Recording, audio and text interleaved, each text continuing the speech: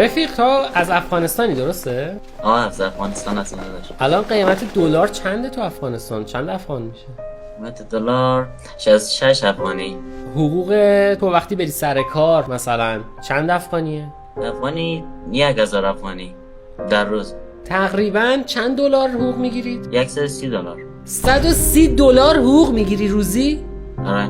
نه، حقوق کارگر چقدره تو افغانستان؟ حقوق کارگر 300 افغانی. ایران در روز چقدر چند دلار کار میکنه کارگر؟ ماهی 155 دلار. 150 ماه؟ در یک ماه 30 روز 100 ماه؟ 155 دلار. آره؟ یعنی یک ماه 155 دلار. آره. یعنی چی؟